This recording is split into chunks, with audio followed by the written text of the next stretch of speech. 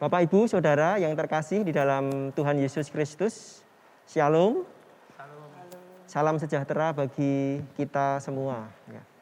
Pada malam hari ini, hari Jumat, tanggal 5 Maret 2021, kita akan bersama-sama masih di dalam rangkaian masa Paskah tahun 2021 GKJ Mojosongo. Dengan tema besar untuk Paskah tahun ini kita tema bersama ya dengan sinode adalah menjadi manusia Paskah. Ya, saya ulangi, tema besar kita adalah menjadi manusia Paskah. Pada malam hari ini kita akan masuk ke dalam sesi PA yang kedua. Ya, kita masuk PA yang kedua. Oleh karena masih di dalam masa pandemi dan masih belum memungkinkan untuk GKJ Mojosongo melakukan pertemuan ibadah ya secara tatap muka langsung, maka untuk seluruh pelaksanaan ibadah maupun PA maupun PD masih kita selenggarakan dengan live streaming online ya, online. Jadi Bapak, Ibu, Saudara masih bisa mengikuti setiap acara ibadah maupun PA PD melalui streaming ya di YouTube Multimedia GKJ Mojosongo. Baik, pada malam hari ini saya tidak sendiri ya, saya ditemani dua orang majelis ya yang menemani saya pada malam hari ini. Yang pertama akan saya sapa terlebih dahulu ini dari ada Pak Ari Setiajati MKes. Selamat malam Pak Ari. Selamat malam ya. Pak Ari dan Bapak Ibu semua. Selamat malam. Ya Pak Ari, sehat Pak? Sehat-sehat. Sehat ya Pak ya? Sehat selalu. Jadi Pak Ari ini nakes di salah satu rumah sakit di Kota Solo. Betul Pak Ari ya? Betul. WFH atau tetap masuk tiap hari Pak Ari?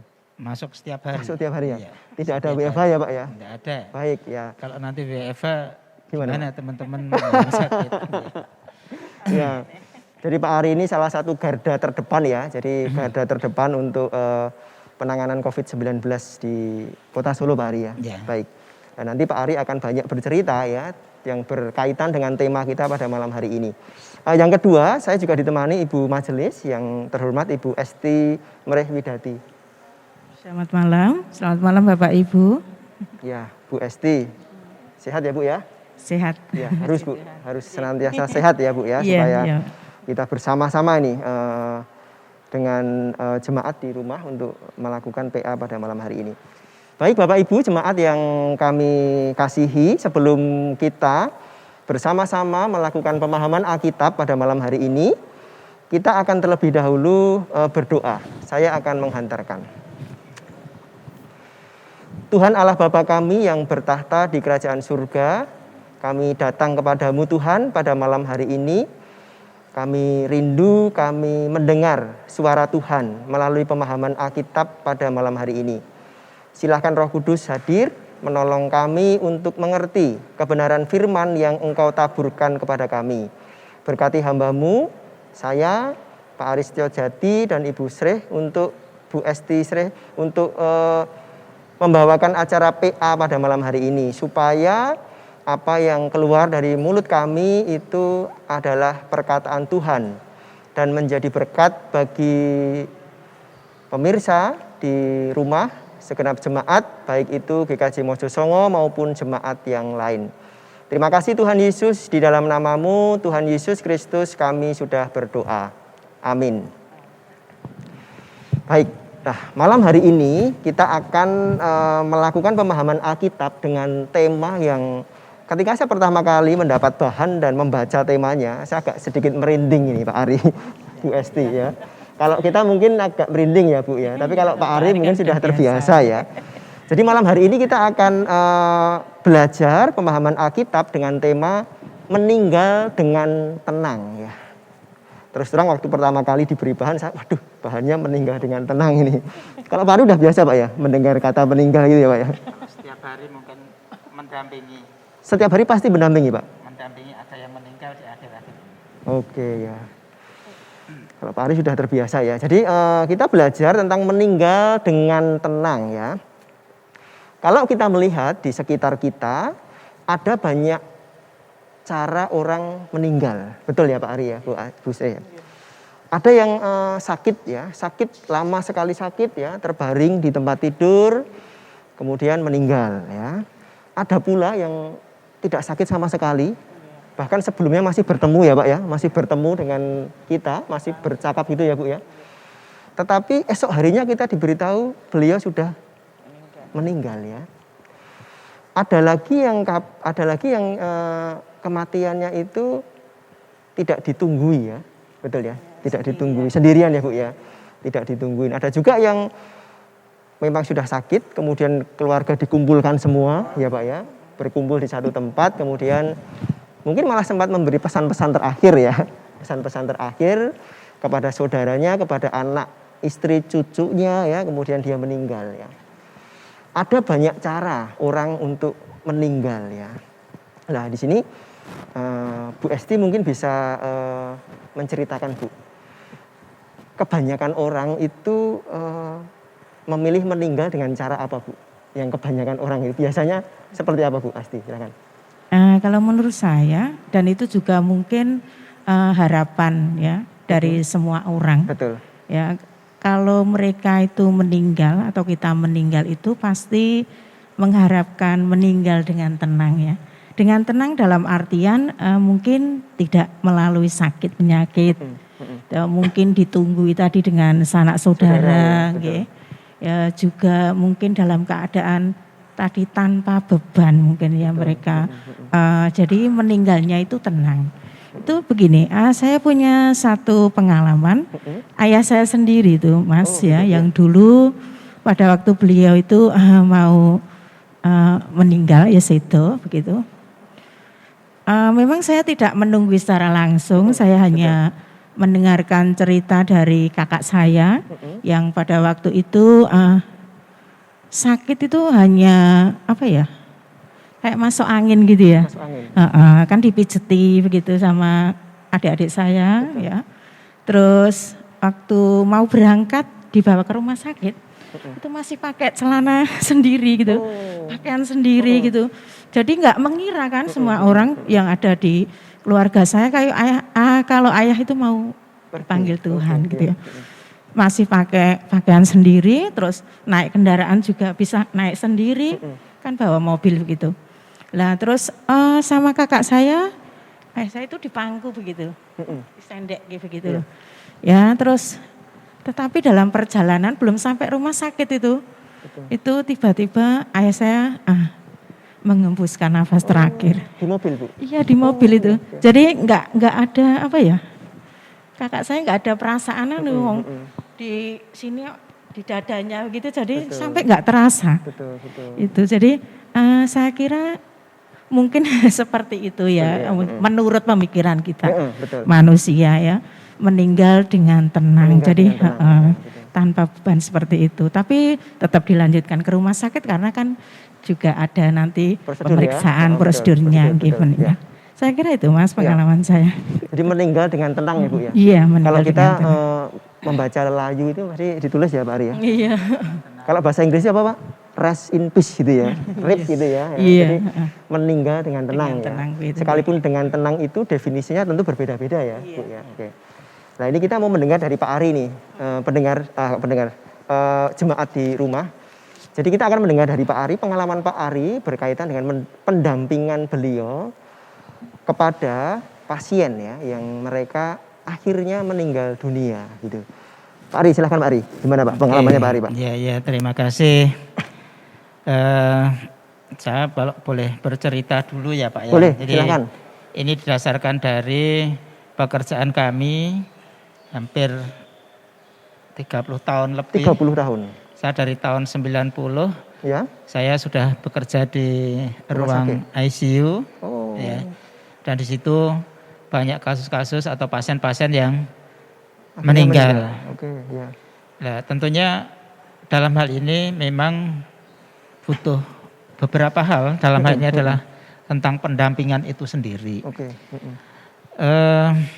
Kalau pada pasien-pasien yang terutama di luar COVID, artinya yang pasien-pasien biasa betul. Memang pengalaman kami ya kita akan dampingi, kita panggilkan kerohanian, kita panggilkan keluarga supaya pasien-pasien itu yang akan meninggal itu di dalam pendampingan keluarga ya, Pak? Ya, dalam pendampingan keluarga, dalam pendampingan kerohanian. Kerohanian, ya, Itu. Akan tetapi akan berbeda saat sekarang ini saya bekerja di ruang ICU COVID di rumah sakit Dr. Muardi ya. ICU COVID ini akan jelas sangat berbeda. Betul. Karena pasien yang ada di isolasi itu tentunya kan tidak boleh ditunggui siapapun. Yang ada hanya pasien, kemudian petugas, dalam ini bisa perawat, bisa dokter, bisa yang lain-lain. Tetapi yang agak waktunya cukup banyak kan perawat yang ada di dalam situ. ruangan itu ya. Akan tetapi pada saat-saat meninggal, artinya pasien ini juga akan merasa sendirian. Betul. Karena tidak ada keluarga, tidak ada ya siapapun, kerohanian juga tidak ada. Jadi kerohanian itu bisa juga pendampingan, akan tetapi kan juga lewat online, artinya lewat HP, doa lewat HP ini. Tetapi di dalam hal yang terakhir, ini mesti akan sendirian. Ya. Kemudian bagaimana kok perawat nggak mendampingi? Perawat pendampingan, betul.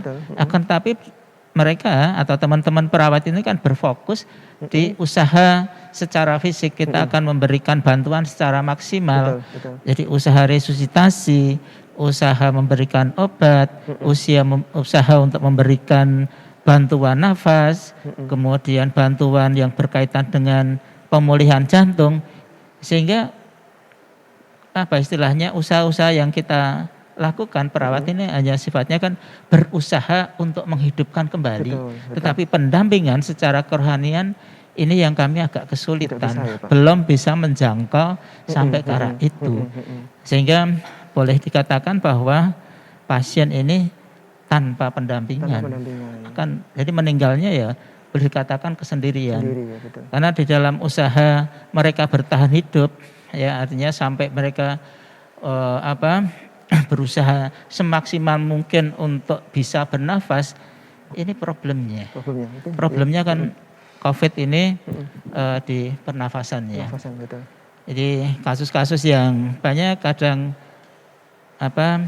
masih seperempat jam yang lalu masih bisa melambaikan tangan, masih bisa berkomunikasi, akan tapi seperempat jam berikut sudah tidak ada. Tutup usia. Ini kondisi-kondisi yang saat ini. Yang terjadi seperti itu ya Pak? Yang terjadi saat ini. Dan juga berkaitan dengan tanggapan bagaimana keluarga. Ya keluarga pun juga ada yang bisa menerima dengan keberadaan yang demikian.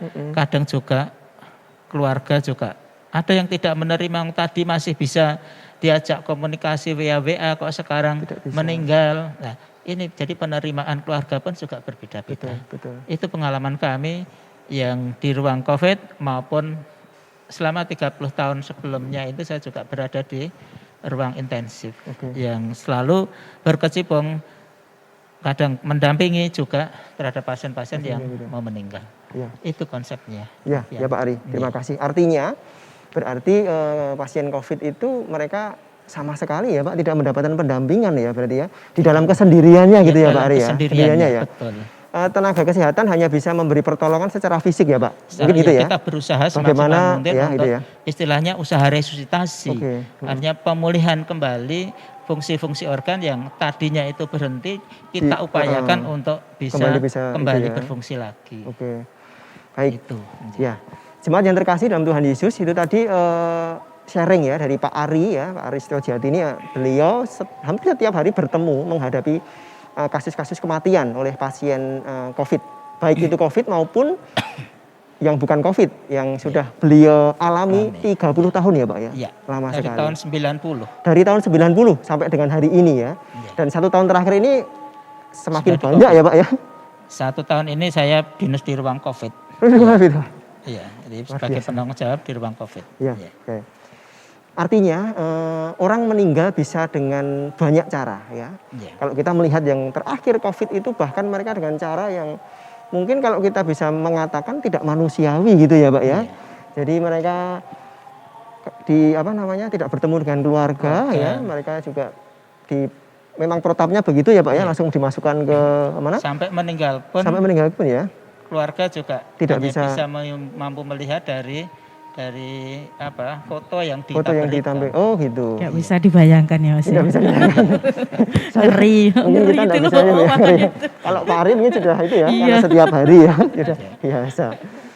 Baik, jemaat yang terkasih dalam Tuhan Yesus, kita akan melihat nanti kasus yang sama berkaitan dengan meninggal dengan tenang yang dialami oleh Tuhan Yesus. Ya, jadi kalau tadi kita sudah mendengar kesaksian sharing bagaimana orang-orang, cara-cara orang meninggal, kemudian bagaimana orang menghendaki dia meninggal dengan cara seperti apa ya.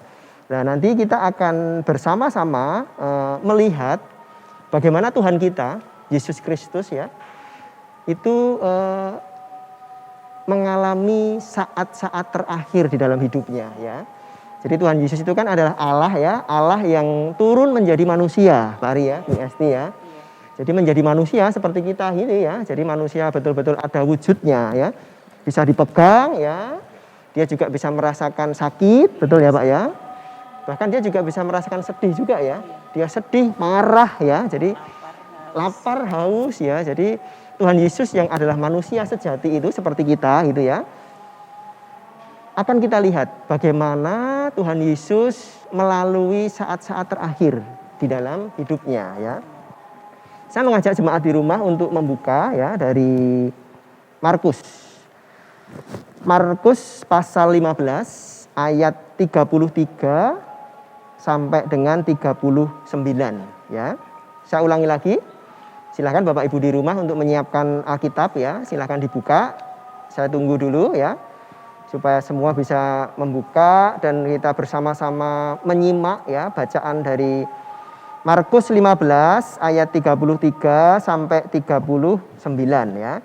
Kami akan membacakannya secara bergantian. Nanti saya akan mengawali dari ayat 33. Kemudian nanti Bu Esti akan di ayat 34, Pak Ari 35, begitu seterusnya sampai dengan ayat 39. Gitu ya, Pak Ari, Bu Esti ya. Baik, kita akan bersama-sama menyimak dan membaca dari Markus pasal 5 ayat 33 sampai 39.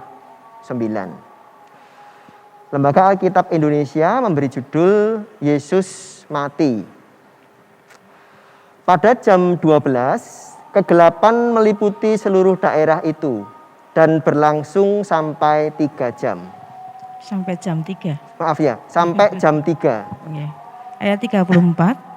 Dan pada jam 3 berserulah Yesus dengan suara nyaring, Eloi, Eloi, lama sabachthani, yang berarti Allahku, Allahku, mengapa engkau meninggalkan aku? Mendengar itu, beberapa orang yang berdiri di situ berkata, lihat, ia memanggil Elia. Maka datanglah seorang dengan bunga karang, mencelupkannya ke dalam anggur asam, lalu mencucukkannya pada sebatang buluh dan memberi Yesus minum serta berkata, baiklah, kita tunggu dan melihat apakah Elia datang untuk menurunkan dia. Ayat 37. Lalu berserulah Yesus dengan suara nyaring dan menyerahkan nyawanya. Ketika itu tabir bait suci terbelah 2 dari atas sampai ke bawah. Waktu kepala pasukan yang berdiri berhadapan dengan dia melihat matinya demikian, berkatalah ia, sungguh orang ini adalah anak Allah. Demikianlah pembacaan firman Tuhan. Yang berbahagia ialah kita yang mendengar dan memeliharanya di dalam kehidupan kita sehari-hari. Bapak Ibu, jemaat yang dikasihi Tuhan, kita membaca tadi satu perikop tentang bagaimana Yesus mati. Ya, kalau kita satu persatu melihat dari ayat itu, peristiwa Yesus mati itu mulai jam berapa di sini ya? Pak Ari mungkin bisa menjelaskan Pak untuk proses itu mulai dari waktunya Pak, waktunya dulu Pak. waktunya mulai dari jam 12, 12 hingga ya. sampai jam 3. Jam 3 ya. Iya. Jadi dimulai dari jam 12 siang atau malam nih Pak? Siang ya? Siang. Siang ya. Iya. Jadi jam 12 siang sampai jam 3 sore ya. Berarti 3 Iya, jam ya. 3 jam. Kita melihat kondisinya seperti apa pada waktu itu? Terang, hujan, mendung, gelap atau seperti apa? Gelap gulita ya. Gelap, kegelapan meliputi seluruh daerah. Daerah itu, oke. Jadi gelap. Pada jam 12 kegelapan meliputi seluruh daerah itu dan berlangsung sampai jam 3. 3 ya. Berarti kita bisa membayangkan situasi pada saat itu gelap ya. Gelap gulita ya, disebut gelap ya. Iya. Kegelapan meliputi seluruh Kegelapan, daerah, ya. kegelapan ya. Dan berlangsung selama 3 jam. 3 jam. 3 ya. jam. Kita bisa membayangkan. Kalau mungkin kemarin-kemarin kita lihat mendung yang begitu gelap itu, mungkin setengah jam aja sih kita sudah merasa gimana Pak Ari? Ngeri itu ya. Seperti malam. Seperti malam ya Pak ya. Seperti malam ya. Gelap. Dan di sini dikatakan selama 3 3 jam. jam. Dari jam 12 sampai jam Jam 12 sampai jam 3 ya. Kemudian tepat jam 3 ya, tepat jam 3 sore itu Tuhan Yesus melakukan sesuatu ya. Mungkin Bu Esti bisa menjelaskan Bu, apa yang dilakukan Tuhan Yesus pada waktu pas jam 3 itu? Pada waktu tepat jam 3 di sini Tuhan Yesus merasakan suatu perasaan takut yang luar biasa yang luar di sini. biasa nggih. ya, betul.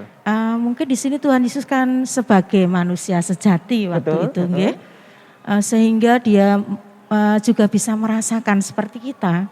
Dia merasakan takut yang luar biasa, keadaan yang mencekam, keadaan gelap, dia sendirian, ya, sehingga dia sampai saking takutnya dia lalu menyuarakan Eloi, Oloi, lama sabaktani, yang waktu itu artinya Allahku, Allahku, mengapa engkau meninggalkan aku?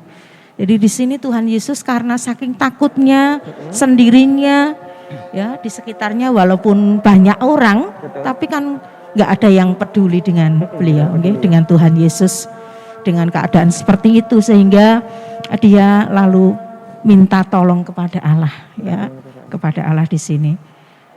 Itu keadaan Tuhan Yesus pada waktu itu. Ya. Pas jam 3 itu pas ya, Bu, jam 3 tepat, nggih. Pas jam 3. Pak Ari mungkin menambahkan Pak, data apa Pak yang Bapak Ari Jadi dapatnya? mungkin hampir sama, hanya saat itu Tuhan Yesus itu secara manusia, Secara memang manusia, ya. secara kemanusiaannya merasakan adanya kesendirian. Kesendirian, betul. Kesendirian. Betul.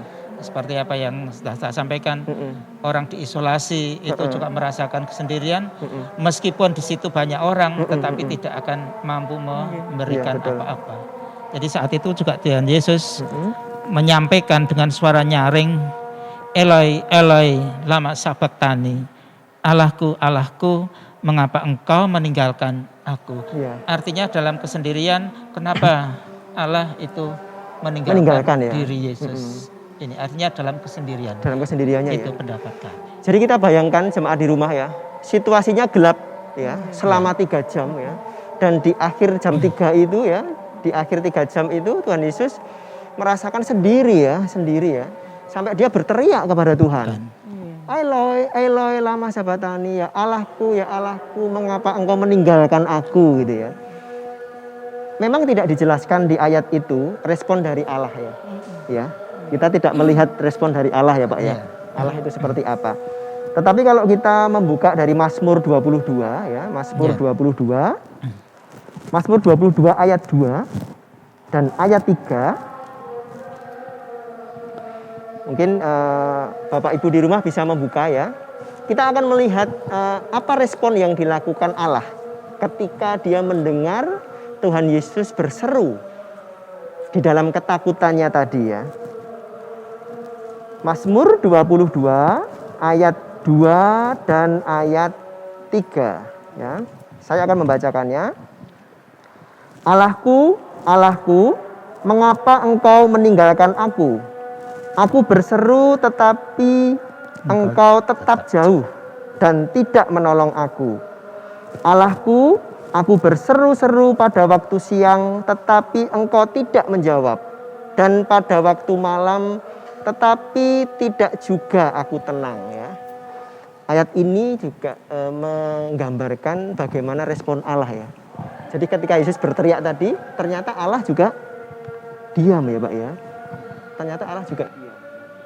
Kita bisa membayangkan seperti yang Pak Ari ceritakan tadi ya, dari pasien COVID tadi ya Pak ya. Dia sendiri, dia mungkin berteriak di dalam hatinya ya, anakku, istriku misalkan gitu ya, ya. Aku kok sendiri di sini gitu ya Pak ya. Dan dia tidak mendapatkan respon dari orang-orang yang dipanggilnya tadi ya. Jadi kita bisa menyimpulkan bahwa yang dirasakan Tuhan Yesus itu sama dengan yang dirasakan oleh tadi Pak Ari ya, pasien-pasien COVID tadi ya. Yang dirasakan sama. Dalam kesendiriannya tadi Bu Es menyatakan ketakutan yang besar, luar biasa ya Pak Ibu ya. Sebagai manusia sejati ya, dia merasakan takut yang luar biasa sampai dia berteriak minta Allah untuk menolongnya ya. Nah, kita akan melihat lagi di bawahnya, di dalam keadaan yang takut, di dalam keadaan yang sendiri, berteriak tidak ada yang menolong. Ada satu respon, ada satu hal yang dilakukan Tuhan Yesus yang itu bertolak belakang sekali dengan apa yang dia alami ya, Pak Ari ya. Ya. Mungkin Pak Ari bisa menjelaskan itu Pak di ayat 37 Pak Ari ya. Yang dilakukan Tuhan Yesus. Silakan Pak. Saya akan baca ulang. Ya. Lalu bersulah Yesus dengan suara nyaring dan menyerahkan nyawanya. Di ayat ini memang tidak tertulis kata suaranya apa, tetapi betul. Di Injil yang lain di kitab Lukas ya. Ini kan ada suara nyaring yang diungkapkan daripada Tuhan Yesus. Itu kan ungkapan penyerahan. Penyerahan ya Pak ya. Allahku, Allah. Sorry. Di dalam situ kan, ya Bapa, ke dalam tanganmu lah nyawaku kuserahkan. Itu. Jadi penyerahan diri oleh Tuhan Yesus kepada Allah yang ada di sorga. Jadi menurut saya inti dari apa yang disampaikan Tuhan Yesus setelah dia mengatakan kesendirian, kemudian yang terakhir saat mau betul-betul menyerahkan nyawanya, Tuhan Yesus itu mengungkapkan kalimat itu secara nyaring juga, bahwa dia mengungkapkan, ya Bapa, ke dalam tanganmu lah kuserahkan nyawaku. Ini bentuk penyerahan total dari diri Tuhan Yesus. Lah ini juga bisa istilahnya bagaimana manusia betul. Itu di akhir hidupnya yang terpenting adalah menyerahkan diri di dalam Tuhan Yesus. Artinya hidup dalam penyerahan. Jadi meskipun dalam saat-saat akhirnya itu juga dalam kesendirian, akan tapi yang terpenting adalah di situ masih ada Allah ya, betul ya. Yang dipakai untuk menyerahkan diri di dalam hidup kita itu. Betul. Ya, kepadamu lah nyawaku ku serahkan. Ini yang menjadi kekuatan, dan ini juga harus kita pahamkan untuk semuanya yang ada, jemaat di GKJ Mojosongo dan siapapun. Ini yang terpenting adalah hidup dalam penyerahan kepada Allah. Ngaten Pak Adit. Bu Esti mungkin ada menambahkan Bu, apa Bu? Mungkin untuk ayat yang ke-37 ini ya Mas ya. Ini memang bertentangan dengan ayat yang ke-34 tadi ya. Betul. Kalau ayat 34 tadi lebih tadi Tuhan Yesus dalam posisi sebagai manusia sejati. Tapi kalau dalam ayat 37 ini ya di sini Tuhan Yesus menghadapi kematiannya itu dengan tadi cara berserah kepada Allah. Dan mungkin di sini ya menurut saya itu Tuhan Yesus dalam posisi sebagai Allah juga, sebagai Allah sejati. Ya walaupun di sini Tuhan Yesus dia melaksanakan apa yang diperintahkan oleh Allah, misinya untuk manusia ya di sini, untuk menebus dosa-dosa manusia dengan cara demikian. Ya makanya dia ingat akan itu, misinya memang dia ingin menyelamatkan manusia. Maka dia menerima semua perlakuan Keadaan dari itu, manusia betul. ya, dari awal peristiwa sampai akhir dia disalibkan, dia menerima itu dengan apa ya, dengan sukacita. Sukacita, Ya betul. walaupun dia merasakan sakit yang luar biasa, penderitaan yang luar biasa, tapi Tuhan Yesus pada akhirnya dia menyerahkan semuanya kepada Allah ya. Di sini kemenangan Tuhan Yesus di situ. betul. Ya, jadi dia nggak mengandalkan manusianya Manusia, tadi, tapi dia lebih mengandalkan akan dia sebagai Allah sejati juga di sini ya. Jadi dia mendapatkan kekuatan dari Allah yang luar biasa juga. Betul. Saya kira begitu, Mas. Ya, baik. Jemaat yang dikasih Tuhan, itu tadi kita melihat satu luar biasa sekali ya. Kita melihat kejadian di akhir hidupnya Tuhan Yesus itu luar biasa sekali. Di satu sisi, dia mengalami ketakutan seperti yang manusia alami ya. Dia mengalami ketakutan yang luar biasa di dalam kegelapan sekitar itu. Sampai dia berseru kepada Allahnya untuk menolong dan menyelamatkan dia. Tetapi di ayat 37 ya, tadi Bu Esti menjelaskan dengan sangat jelas sekali di situ ya. Dikatakan bahwa Allah, Tuhan Yesus itu menyerahkan keadaan ini ya, menyerahkan kematiannya ini kepada Allah ya, menyerahkan sepenuhnya. Dan tadi ada satu poin yang saya catat dari yang disampaikan Bu Esti adalah Tuhan Yesus menyadari bahwa dia sudah melakukan misinya Allah ya Bu ya, gitu ya. Misinya Allah kepada Tuhan Yesus adalah diutus menjadi manusia ya, supaya dia mati di kayu salib untuk menggantikan dosa manusia gitu ya. Nah, jadi Tuhan Yesus dengan sadar ya, menyadari bahwa saya di dalam ketakutan ini pun sedang mengerjakan misi Allah begitu ya. Untuk menggantikan hukuman ya, untuk menggantikan hukuman yang harusnya diberikan kepada manusia, tetapi ditanggung oleh Tuhan Yesus di atas kayu salib. Nah, saya mengajak jemaat di rumah untuk melihat satu hal yang luar biasa lagi ya. Nanti Pak Ari akan menjelaskan.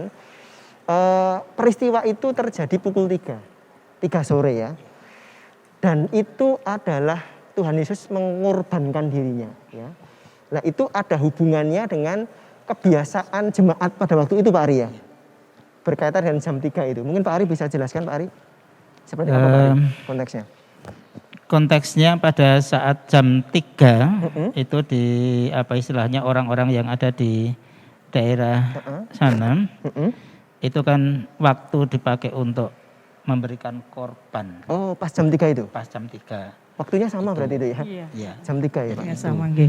Maka saat Tuhan Yesus apa istilahnya menyerahkan nyawa saat itu kan juga saat jam 3. Saat jam 3 juga ya? Artinya gimana? apa yang dilakukan Tuhan Yesus itu kan sebenarnya penggenapan Betul. bahwa korban yang sejati itu kan Betul. sebenarnya korban dalam diri Tuhan Yesus. Betul. Itu sehingga mereka mati di kayu salib itu sebenarnya kan sebagai korban untuk menggantikan dosa-dosa manusia. Betul. Untuk memberikan penebusan. Betul.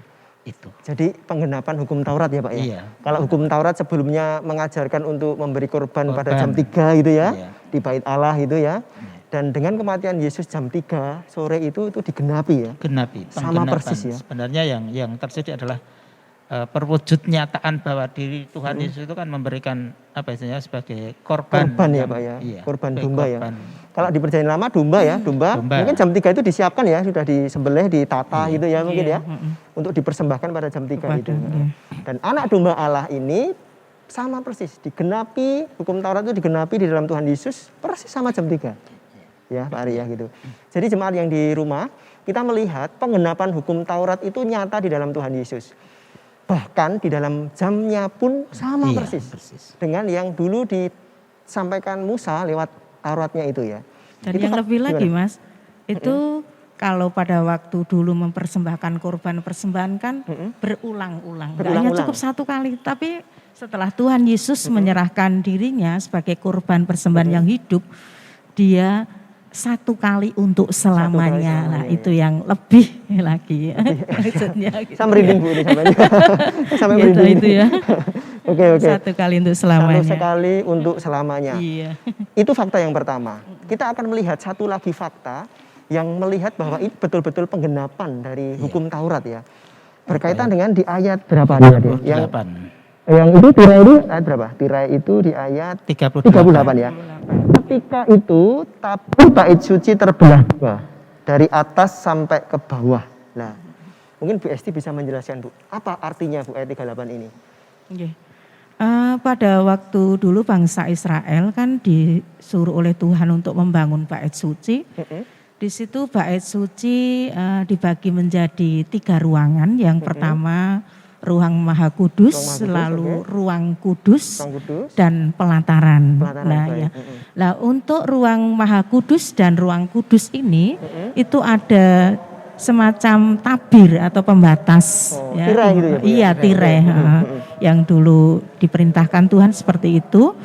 Dan pada waktu Tuhan Yesus wafat itu tirai bait suci itu terbelah menjadi 2. Iya, betul. Ya, bukan dari bawah ke atas, Beda tapi ya? dari atas Dari ke atas ke bawah. bawah. Itu ada artinya, Oh, gitu, ada Pak. artinya. Iya. Di situ bahwa apa yang dilakukan untuk penebusan manusia ini semuanya itu dari Allah. Oke. Ya, semuanya dari Allah, Dari bukan atas dari ya? usaha Allah manusia, berarti gitu ya? Anje. Oke, baik. Ya, dari atas ke bawah. Jadi atas inisiatif Allah untuk Allah, manusia. Jadi Baik. turun ke bawah. Dan pembatas itu tidak lain adalah dosa manusia sendiri. Ya, kalau pada waktu itu karena dosa yang dilakukan manusia sehingga antara Allah dan manusia itu ada pembatasnya. Ya, Tirai tapi tadi ya. pada saat itu Tuhan Yesus sudah menyerahkan nyawanya. Lah Tuhan Yesus menghancurkan itu. Ya, menghancurkan pembatas itu sehingga hubungan antara Allah dan manusia baik kembali. Ya, bisa berhubungan secara langsung. Ya. Ya, saya kira itu. Pak Ari Mas. mau menambahkan berkaitan dengan tirai ini Pak, tirai yang terbuka ini Pak. Dengan terbukanya tirai dari atas ke bawah, tadi sudah disampaikan Bu Esti, itu merupakan prakarsa Allah, yang untuk menghubungi lagi manusia. Artinya dengan demikian tidak ada jarak, tidak ada pembatas antara Allah dengan manusia. Tetapi itu kan prakarsanya dari Allah sendiri. Inisiatif Allah Inisiatif ya Pak ya? Allah sendiri. Itu yang terjadi. Sehingga manusia pun yang saat ini itu bebas untuk kembali berhubungan dengan Allah. Tinggal manusianya mau berhubungan atau tidak. Tapi intinya sudah tidak ada pembatas lagi antara Allah dengan manusia. Hanya sebatas doa loh Mas itu ya. Luar biasa sekali. Jadi dekat sekali. Saya merinding jadinya nih ya. Saya merinding ya. Jadi tirai yang terbelah itu bukan semata-mata narasi ya, tetapi itu ternyata sama dengan yang pertama tadi, penggenapan dari hukum Taurat ya Bu ya. Tadi bagus sekali Bu Esti sampaikan ada ruang Maha Kudus, ruang kudus dan pelataran ya. Tidak semua orang bisa masuk ke ruang Maha Kudus ini, betul ya Bu? Betul. Tidak semua. Dan hanya imam kepala diberi tirai ya, diberi tirai ya. Jadi rakyat biasa tidak bisa ya, orang biasa tidak bisa masuk ya Bu ya. Ingung-ingung imam gitu saja nggak semuanya boleh kok itu imam masuk nggak semuanya ke situ. Boleh. Jadi imam besar saja ya. Iya, betul. Kalau tidak salah waktunya pun juga tidak bisa sembarangan ya Bu. Iya. Ya. Jadi ruang Maha Kudus itu adalah ruang yang khusus ya, disediakan oleh diatur di Taurat itu ya. Khusus imam besar yang bisa masuk ke dalam ruangan itu, bertemu dengan Allah, tidak bisa setiap saat ya. Dan ketika dia masuk itu dia membawa persembahan ya untuk menebus ya dosa dari jemaat gitu ya Bu ya.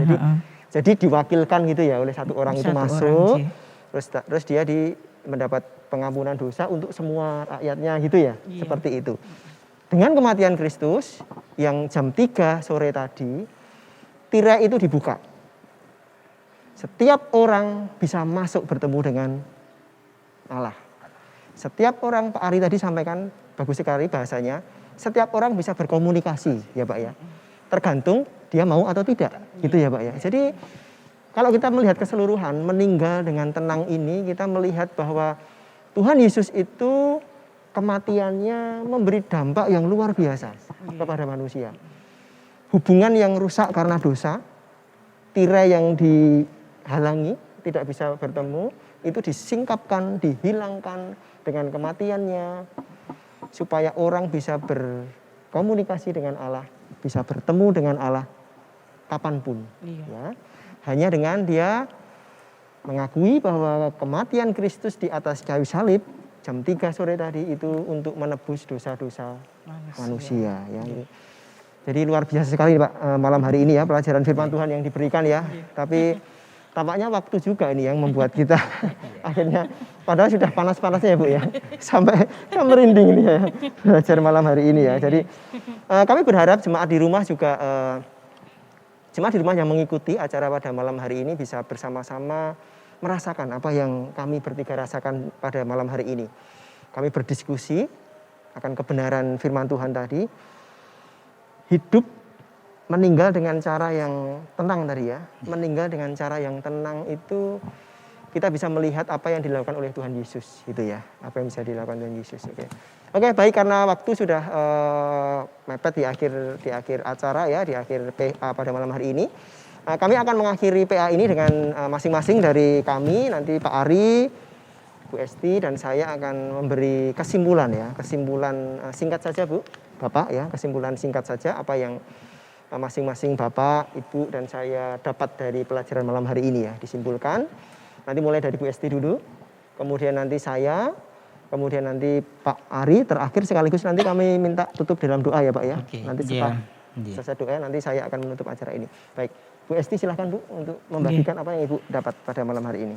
Oke, untuk kesimpulan dari pemahaman Alkitab pada malam hari ini, Bapak Ibu Saudara, bahwa seseorang bisa dikatakan meninggal dengan tenang kalau dia itu pada akhir hidupnya menyerahkan seluruhnya kepada Allah. Jadi tidak ada beban dalam hal duniawi. Betul. Ya, tetapi dia menyerahkan seutuhnya, seluruhnya kepada Allah. Sehingga pada saat dia menyerahkan nyawanya, dia betul-betul meninggal dengan tenang, dengan sukacita dan dengan keyakinan, iman keyakinan dia akan bersama dengan Tuhan. Itu. Oke, terima kasih sekali Bu Esti.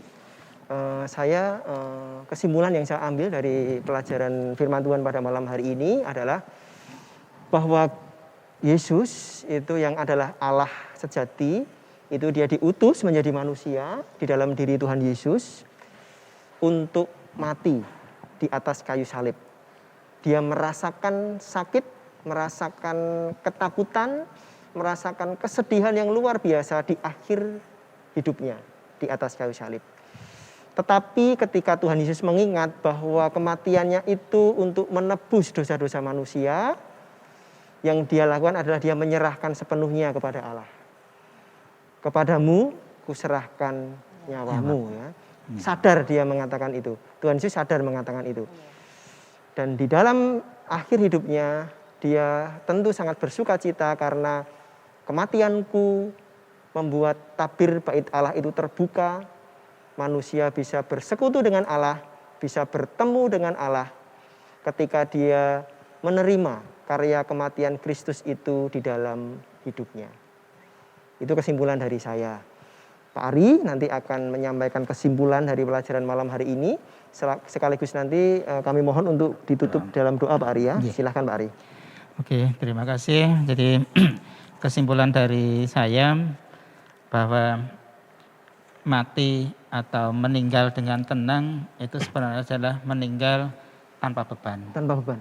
Baik. Artinya tanpa beban secara manusiawi dulu. Secara manusiawi. Mereka sebenarnya juga tidak ada hal-hal yang dipikirkan lagi saat-saat menjelang akhir. Ya.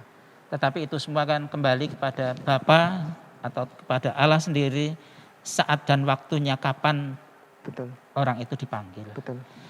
Jadi kalau hidup tanpa beban artinya hidup dalam penyerahan. Hidup dalam penyerahan. Hidup dalam penyerahan itu yang paling utama.